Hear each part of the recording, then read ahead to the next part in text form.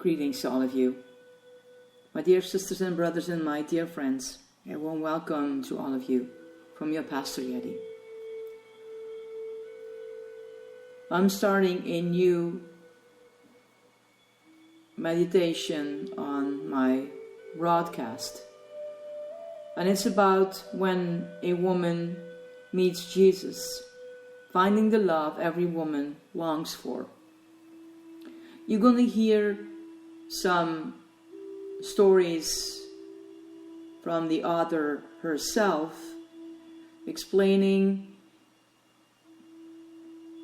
what it did to her and how some women reacted on their life story. We're going to go through scriptures and also coming to a meditation form. This broadcast will be only on the Saturdays.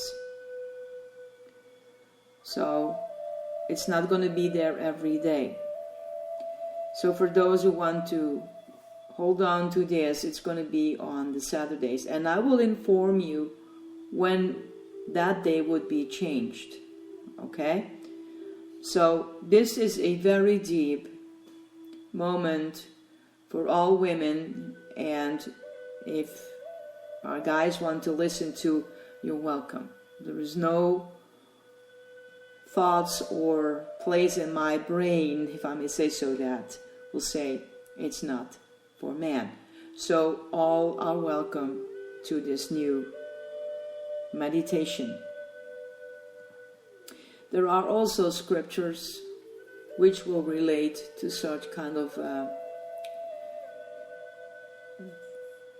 situations, but also will be very helpful. So here we go.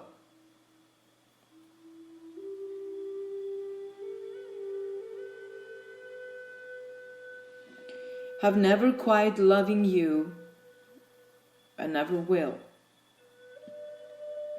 Expect love, and more love. Jeremiah 31 verse 3, and it's from the translation of the Message.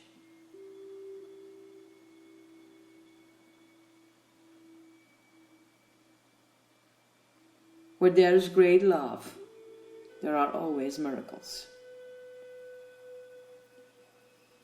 Our first chapter is the broken women, and I'm giving you an explanation, a translation of the word broken. And there is another explanation that says it's the BRYJKEN, it's breken. So it looks like we say it in our Flemish part, breekt, broken. Translation is splintered, fractured, burst. Another one is violated as a broken promise. The broken women. I am forgotten. I have become like broken pottery. Psalm 31 verse 12.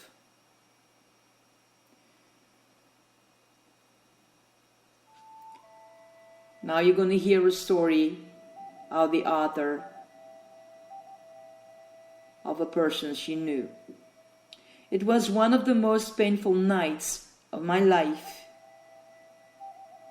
I was sitting by the bed of a close friend who had been brought to the hospital by paramedics who found her unconscious after ingesting a handful of sleeping pills.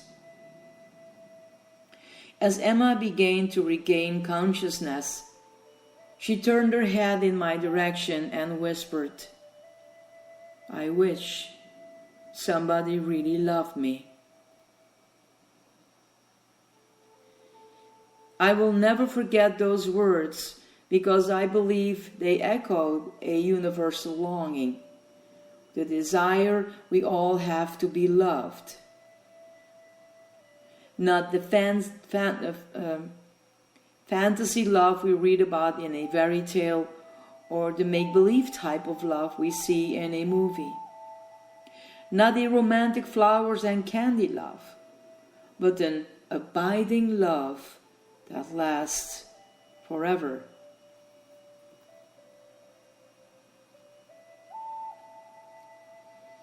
And she is moving along in her story, the author.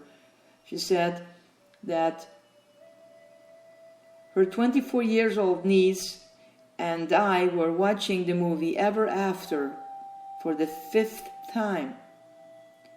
As the handsome prince rescued his cherished damsel, Bethany looked at me and sighed, "I wish love happened like this in real life, Effie. But everything doesn't always turn out happily ever after." And she's going along. I looked at her innocent eyes and beautiful golden thought to myself, she could have been Cinderella, yet even at her young age, she understood the road to lasting love can be bumpy, with puddles and detours along the way.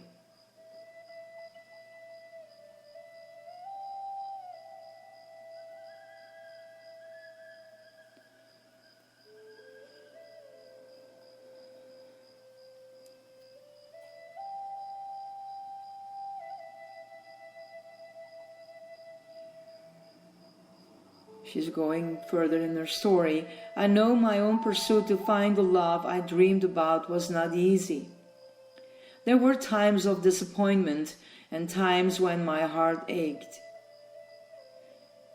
In your search for love, you may have run into some of the same rocky terrain and been yodeled by the rough patches along your way. One thing I began to realize was that the state of nirvana-like bliss I hungered for always seemed to hinge on finding the right person, the person I thought would be my true love. I willingly ignored my own emptiness, hoping someone would come along who would make me feel complete. But just when I thought I had found the perfect person, the one who would unlock the vault to eternal happiness, he would slip away like an elusive butterfly. And I would be left alone, heartbroken and disillusioned." She talks further. "Often I ask myself, would I ever find what I was searching for? Would the love I longed for be found in the arms of another person? Or would I discover healing for my broken heart in the self-help section of the local bookstore? Sometimes I wondered whether my journey would lead me inside some sacred edifice. Or would my quest finally end with a moment of illumination on a mountaintop?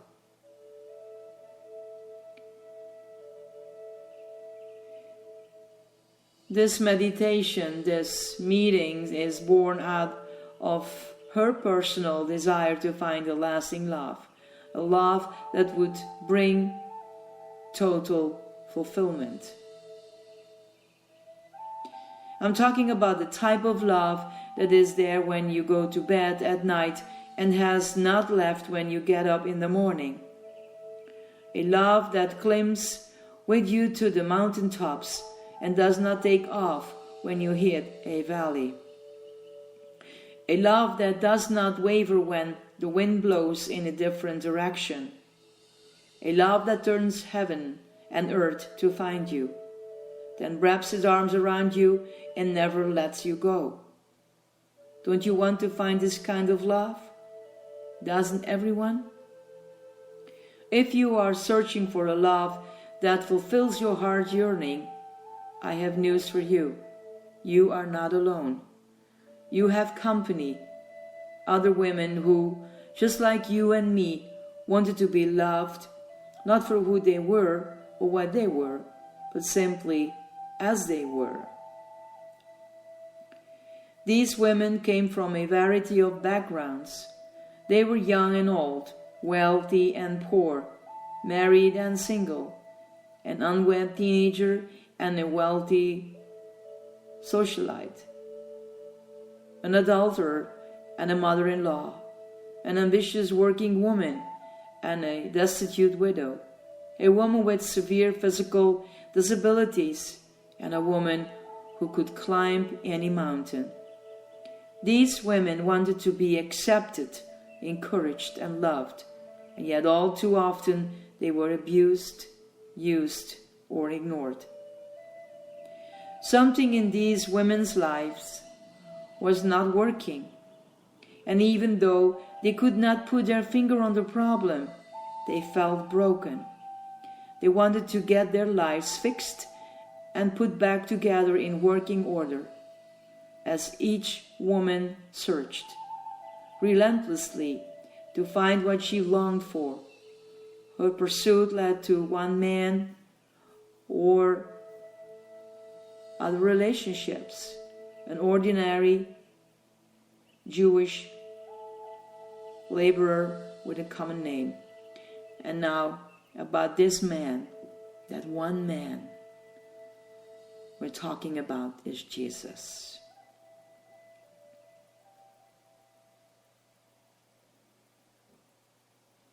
He wasn't a candidate for the current issue of People magazine's Sexiest Man Alive. He didn't make the society registers like of most eligible bachelors. He was not a Harvard graduate. He wasn't handsome or rich. He did not drive a fast car or own a multi-million-dollar home.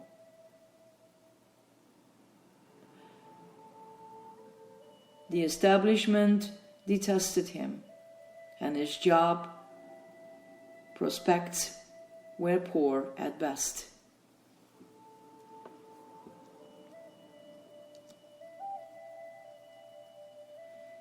Women wish to be loved without a why or wherefore, not because they are pretty or good or well-bred or graceful or intelligent, but because they are themselves.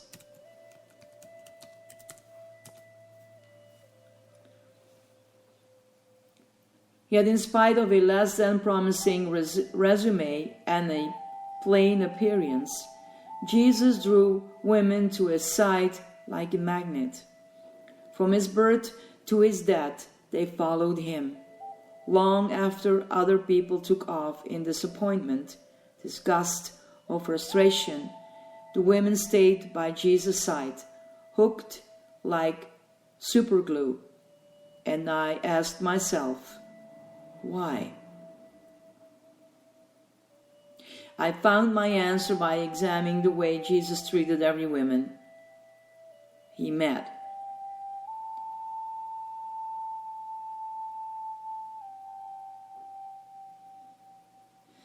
Man is born broken. He lives by mending. The grace of God is the glue. Instead of pigeonholing women the way society had, he looked at each woman as unique. No one ever heard Jesus trivialize one of their problems by calling it a woman thing. He didn't smooth talk women or flatter them to get their attention. And he didn't tell them what they wanted to hear. He told them what they needed to know. What's more, he did not believe what many of the women thought about themselves, because so often their own view of being grossly distorted by others. What Jesus did was to focus his attention on each woman's greatest need. And then he met that need in ways they never expected. Jesus taught women to look beyond their outward appearance for acceptance. He showed them they were valuable when others said they were worthless. He challenged the rules that bound them and broke down the walls of prejudice that entrapped them. Even when a woman was labeled a failure, he believed she could be more than her broken past. Most importantly, Jesus gave unconditional love to every woman, no matter what her past, history, present condition, or future prospects. He was a man ahead of his time, a Renaissance man who understood what loving a woman was all about. This is why the women stayed with him, and the longer they stayed, the more they grew to love him and to love themselves. When you are accepted just the way you are, encouraged to reach your potential, and empowered to follow your dreams, don't you feel loved? Right? Yeah.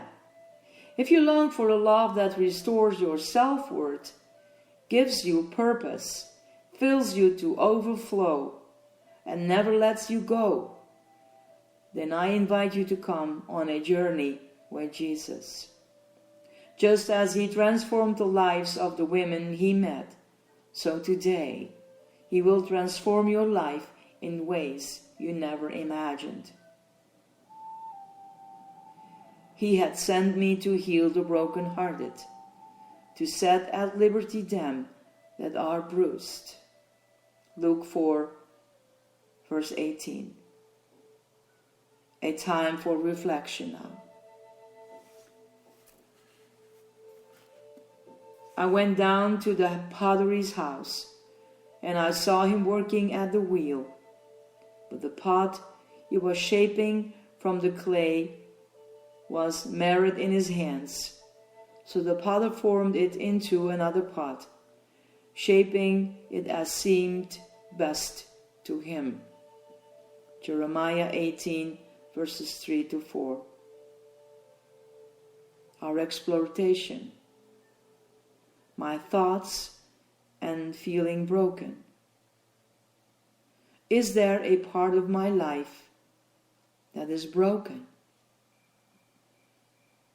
Emotionally, spiritually, physically. How long have I felt broken? What have I tried to do to heal my brokenness? What do I believe will heal my brokenness? Has my search for love healed the brokenness I feel? How? If not, why not? Do I feel love just as I am right now?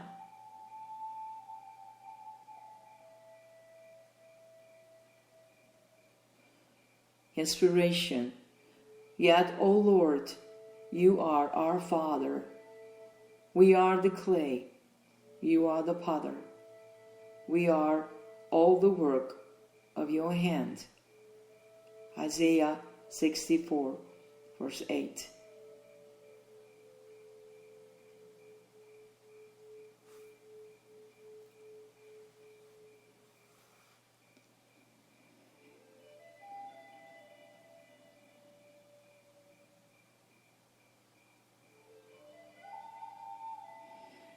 The psalmist David says in his Psalm 119, verse 73, your hands made me and formed me. Compassionated hands, experienced hands, hands that love you and formed you to reflect the beauty the Father sees in you.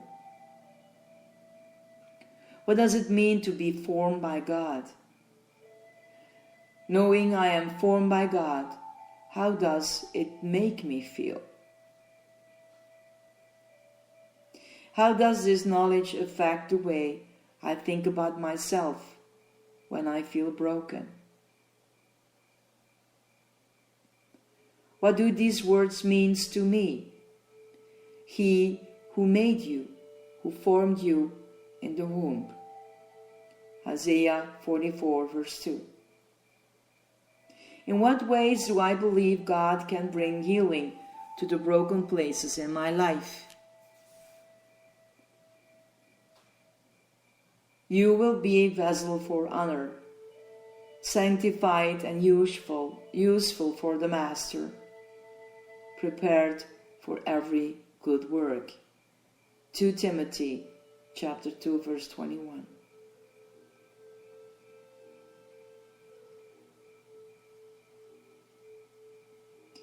To love is to come to see beyond and despite. Love sees us as we are, as we really are, and as we can be. Love sees little but good in us and forgives everything that is not. Our affirmations. He heals the brokenhearted and binds up their wounds. Psalm 147 verse 3.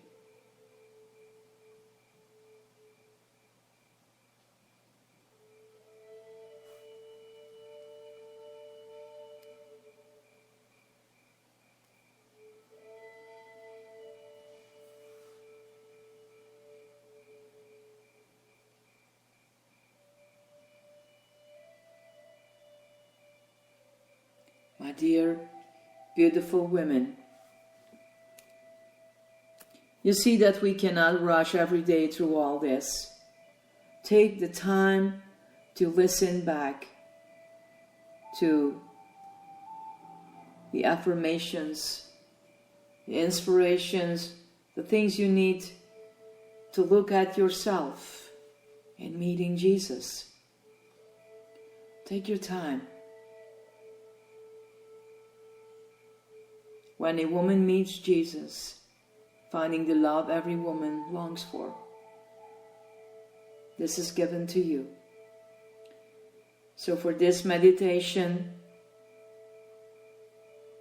we will meet each other once a week. May God bless you in the deepest part of your soul.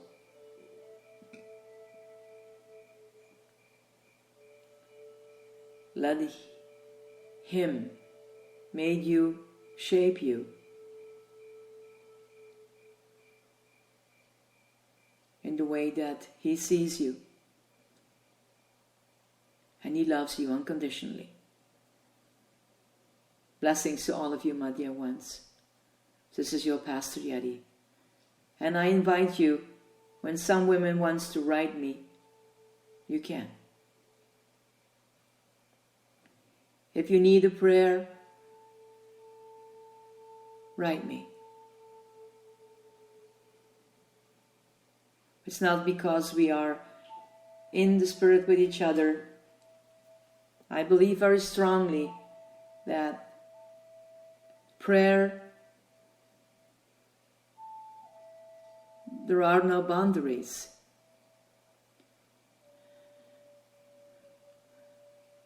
I believe strongly that healing is always there, that miracles still working. So what do you believe? My dear ones, have a blessed weekend and take your time. Maybe you can start with a journal for this part, so that you see where you are in this moment and the way ahead. I love you guys. Bye. This is your Pastor Yeti.